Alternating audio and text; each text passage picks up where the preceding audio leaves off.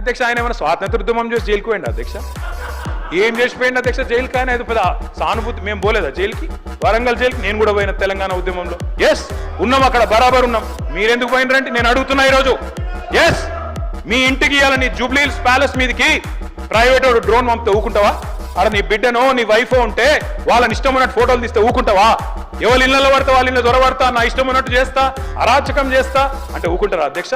ఇది పద్ధతేనా అధ్యక్ష? అంటే మీ కాడికి వచ్చేవరకే కుటుంబాలు, మీ కాడి కొరకు వచ్చేవరకే భార్య పిల్లలు, వేరే వాళ్ళకి లేరా అధ్యక్ష భార్య పిల్లలు? మీరు ఆనాడు ఇష్టం ఉన్నట్టు మాట్లాడినప్పుడు, లేని రంకులు అంటగట్టినప్పుడు, ఇష్టం ఉన్న సంబంధాలు మాట్లాడినప్పుడు ఆ రోజు లేవా నీతులు? చివరికి మా ఇంట్లో పిల్లల్ని కూడా తిట్టింది మీరు కాదా? ఆనాడు మా ఇంట్లో చిన్న చిన్న పిల్లల్ని పట్టుకొని, మైనర్ పిల్లల్ని పట్టుకొని బూతులు మాట్లాడింది మీరు కాదా? వాళ్ళు మీరేదో పెద్ద సానుభూతి కోసం మాట్లాడితే ఏం పని చేసిపోయినా మీరు జైలు. అయినా నేను అడుగుతున్నా, ముఖ్యమంత్రి గారు నేను అడుగుతున్నా, అధ్యక్ష జైలుకి ఎవరు పంపుతారు అధ్యక్ష? ప్రభుత్వం